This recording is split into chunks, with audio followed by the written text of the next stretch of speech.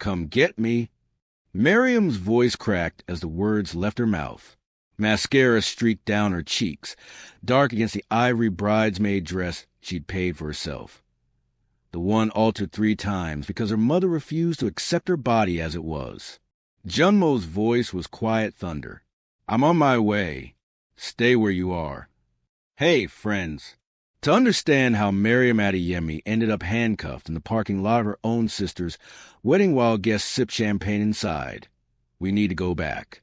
Back to a family that loved appearances more than their daughter, and to a man powerful enough to burn the world down for her, but patient enough to wait until she was ready to leave. Stick around. 8 months earlier, Mariam had been orchestrating the final details of a private dinner in one of Manhattan's most exclusive venues. The kind of place where memberships cost 6 figures and discretion was woven into the marble floors. She moved through the space with the precision of someone who'd learned early that excellence was the only language that mattered. The Bordeaux needs to breathe another 15 minutes, she told the sommelier, checking her watch. And somebody tell me why the centerpieces are 3 inches off-center. We don't do approximations here. Her team responded immediately. Mariam had built her reputation as a private event coordinator and culinary consultant on one principle: flawless execution, in rooms filled with Manhattan's elite, in spaces dripping with old money and new power. She was known as the woman who made impossible events look effortless. She didn't flinch when she noticed the security detail. Men in expensive suits with watchful eyes and the kind of stillness that suggested violence was a language they spoke fluently.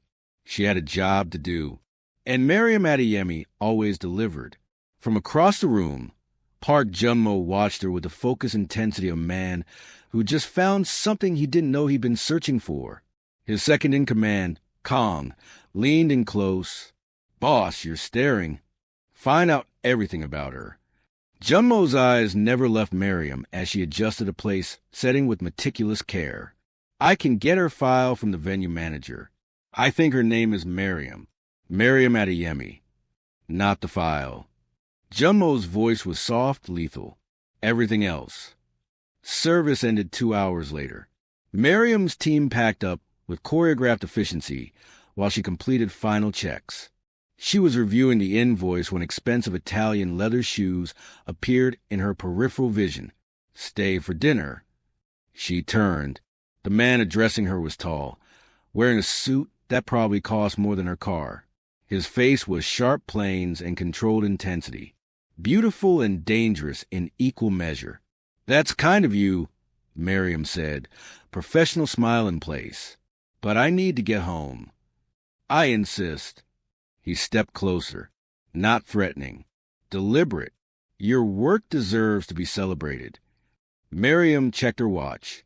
9:20. Her stomach dropped. I really can't. I have to. I need to be home by 10 o'clock. Something flickered across her face. Anxiety. Maybe fear. Her shoulders tensed, and she was already reaching for her bag. Junmo noticed. He noticed everything.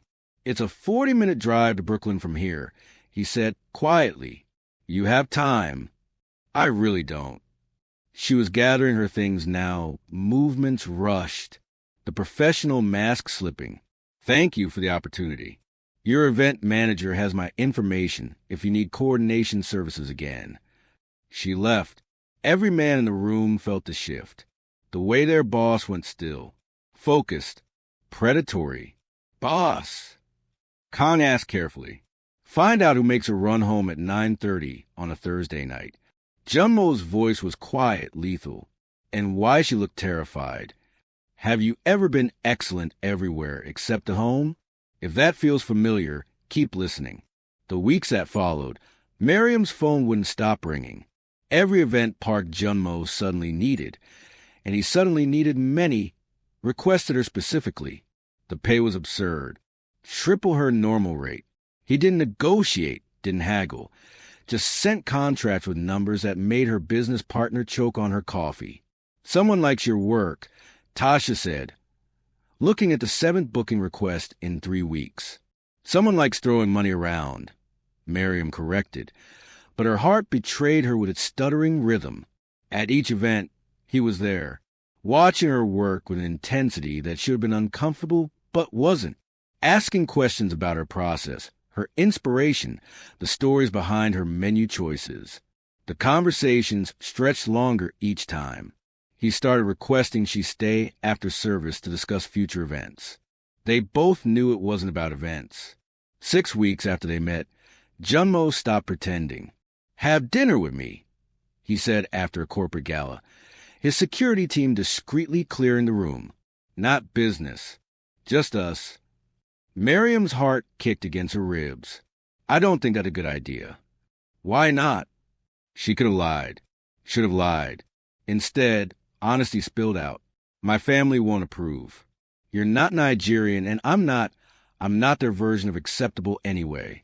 Something dangerous flickered across his face. He stepped closer, not touching, but close enough that she could feel the heat of him. "I'm not going to date your family, Mariam." Words that rewrote her entire world. "Okay," she whispered.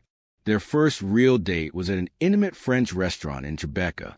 Junmo ordered half the menu without asking and told her to taste everything. Choose what she liked.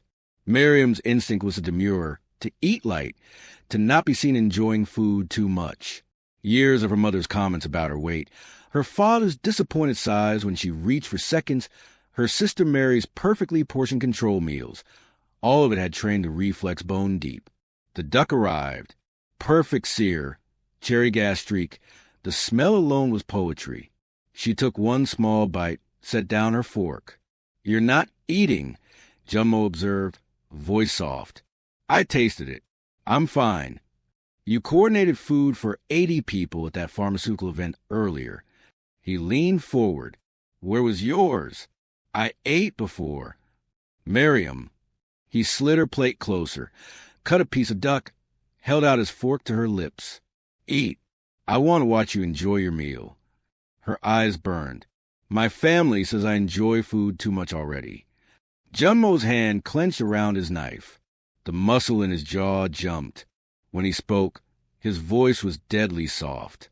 "Your family is wrong. Eat." She took the bite, then another. His eyes tracked every movement with something that looked like satisfaction and rage combined. Over the next months, he learned everything. About how her parents charged her rent to live in the basement of their home. About how they borrowed money they never repaid, promised to pay her back for Mary's law school tuition, her father's car repairs, her mother's medical bills. About how she was always too much, too dark, too curvy, too opinionated, too ambitious, while Mary was perfect, light-skinned, slender, engaged to a surgeon, everything their parents wanted. "They tell people I'm their helper," Mariam said one night, voice hollow. "At church, at family events. They introduce Mary as their daughter. I'm the other one or the one who cooks." Junmo's restraint was legendary in his circles. Men who'd seen him negotiate with enemies, who'd watched him dismantle rival organizations with surgical precision, had never seen his control slip. But his knuckles went white on his whiskey glass. "How long until Mary's wedding?" he asked, voice carefully neutral. 3 months. They want me to coordinate the whole thing. For free, obviously. It's family. Her laugh was bitter. "I'm also expected to be a bridesmaid. My mother already picked my dress. Order it 2 sizes too small. Said it'll be motivation." "Tell me the date," Junmo said quietly. "I'll clear my schedule." "You don't have to." "Tell me the date, Mariam." She told him. Have you ever loved people who only loved you when you were useful? If Mariam's story is hitting close to home, tap that like button. The wedding was everything Mary had dreamed of. The Plaza, 300 guests, flowers that cost more than Mariam's annual rent. Mariam had coordinated every detail. The timeline, the vendor management, the contingency plans. She'd spent 6 months making sure her sister's day would be perfect. She wasn't in a single family photo. The bridesmaid dress her mother had insisted on was ivory, slim cut, designed for Mary's body, not hers. Despite 3 alterations Mariam paid for herself, It still pulled across her hips and chest. Her mother had looked at her that morning with thin-lipped disapproval. Well, you'll be in the back anyway. During the reception, Mariam was stopped twice by guests who assumed she was staff. She was seated at a table near the kitchen, with distant cousins who didn't speak to her. When Mary tossed a bouquet, their mother physically moved Mariam out of the way so Mary's college roommate could catch it. "You're blocking people," her mother hissed. During the speeches, Mary thanked everyone, their parents, her bridesmaids by name, her wedding planner, a woman Mariam had hired and managed. Mariam wasn't mentioned once. When Mariam tried to take a photo with Mary, their mother intervened. "Not now, Mariam. You're wrinkling her dress. And fix your face, you're sweating." The breaking point came during dinner. Mariam was eating the salmon she'd spent 2 weeks perfecting with the caterers when her father approached, face tight with anger. "Why aren't you helping in the kitchen? The staff is overwhelmed." "I'm a guest, Dad. I'm also a bridesmaid." "Don't be difficult." His voice dropped. "Your sister's day is perfect. Don't ruin it by being selfish. I coordinated this entire wedding, and we're grateful, but Mary needs me to disappear." The words came out louder than intended. Nearby guests turned. "That's what you all need. You want my work, my money, my time, but not me. Never me." Her mother materialized, face frozen in a smile, hand gripping Mariam's arm hard enough to bruise. "Lower your voice. You're making a scene." "I'm making a scene? I've been mistaken for staff 3 times. I'm not in any family photos. Mary didn't mention me in her speech. And now you want me to work during. You're embarrassing us." Her father's face was stone. "If you can't behave, you need to leave." Something in Mariam broke. Or maybe something finally healed. "Fine, I'll leave." She turned toward the exit. Her mother grabbed her arm again. "Harder. Not through the main hall. Use the service entrance. And give me your bridesmaid bouquet. We might need it for photos." That's when Mariam laughed. A sound without humor that made her mother's face twist. "No. Excuse me. I said no. I'm walking out the front door. Like a guest. Like a human being." Her father stepped forward, voice dropping to a furious whisper. "If you walk out there and embarrass this family, you'll what? Charge me more rent? Borrow more money? Tell more people I'm to help?" Security appeared. 2 men in black suits. Her father must have signaled them. "This woman is causing disturbance," her father said, voice carrying. "Performative, making sure people heard. She's had too much to drink, and she's disrupted my daughter's wedding. Please escort her out." "I haven't had anything to drink." "Ma'am, we're going to need you to come with us." Mariam looked around the ballroom. 300 people, half of them watching now. Her sister's face, carefully blank. Her mother's satisfaction barely concealed. Her father's righteousness. And she understood. They'd never seen her as family. She'd been the help all along. When she resisted, when she tried to explain, security called the police. When the police arrived, her father told them she'd been drinking, that she'd threatened guests, that she was unstable and possibly dangerous. They handcuffed her. In the parking lot, in the bridesmaid dress she'd altered 3 times, Mariam felt the last thread of hope snap. She pulled out her phone with shaking hands and called the one person who'd ever chosen her without conditions. "Come get me, please." If you want stories where women like Mariam don't stay silent forever, subscribe now. These stories don't end quietly. Junmo arrived in 3 black SUVs. The vehicles moved to the Plaza's circular drive with predatory precision, stopping in a formation that blocked the main entrance. Doors opened in synchronization. 8 men emerged first, fanning out in a security perimeter that made the responding officers instinctively reach for their weapons. Then Junmo stepped out. He moved like violence wrapped in expensive tailoring. His eyes found Mariam immediately, handcuffed, mascara-stained, still in that goddamn dress, and something in his face went absolutely still. The kind of still that preceded earthquakes. Release her. His voice carried across the parking lot without rising. Now. The officer holding Mariam's arm looked at his partner, then at the men surrounding them, then at Junmo. Professional threat assessment flickered across his face. Sir, this woman has been accused of... I don't care. Junmo walked forward, his men moving with him in perfect synchronization. You're going to remove those handcuffs. You're going to apologize, and then you're going to explain to me how a woman gets arrested at her own sister's wedding for the crime of existing. Sir, the family filed complaint. The family? Junmo smiled. It was not a kind expression. Yes, let's discuss the family. He turned, and for the first time, Mariam's parents seemed to realize something had gone very wrong. They stood in the Plaza's entrance, Mary and her new husband behind them, guests crowding the windows. Mr. and Mrs. Adeyemi. Junmo's voice dropped to something soft and lethal. Do you know who I am? Her father stepped forward, puffing up with false authority. I don't care who you are. This is a family matter. I'm Park Junmo. I own the security firm that protects half the businesses in this city. I own the import company that supplies your furniture store, Mr. Adeyemi. I own the building where your daughter practices law. He paused. And I'm the man who's been documenting every instance of abuse, exploitation, and financial manipulation you subjected to Mariam for the past 8 months. The silence was absolute. That's ridiculous. Is it? Junmo pulled out his phone, pulled up a recording. Mariam's voice filled the parking lot. Her mother's cruel commentary about her body. Her father's demand for money. Mary's casual dismissals. All of it. Every conversation Mariam had shared with him. He'd recorded, protected, preserved. You charge your daughter rent to live in your basement.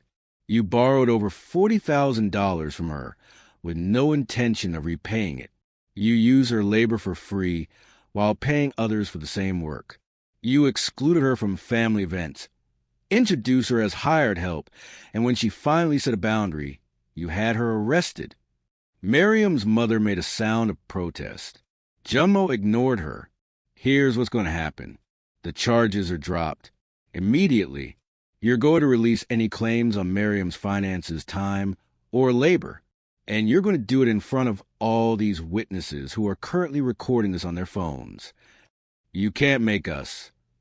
I can make your life very difficult, Mr. Adeyemi. Junmo's smile was all teeth. Your furniture store operates on commercial credit I can have called.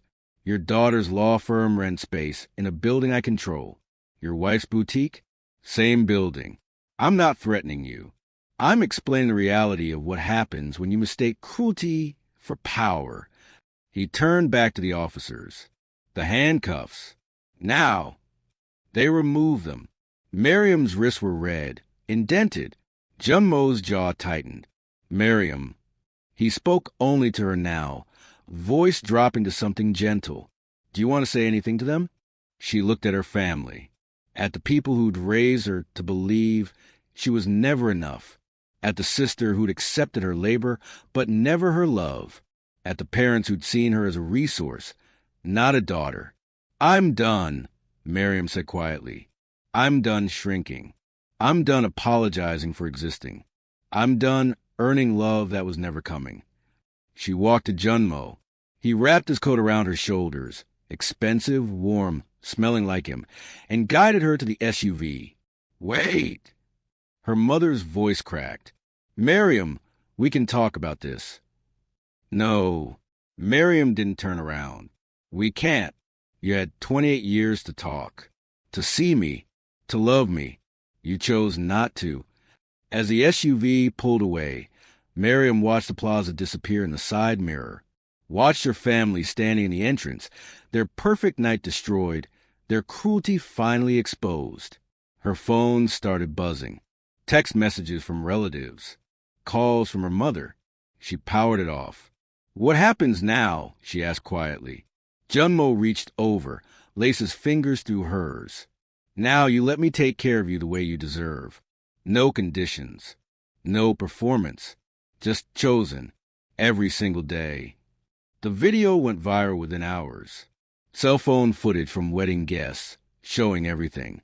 Mariam's arrest, Junmo's arrival, the confrontation, the truth spoken out loud.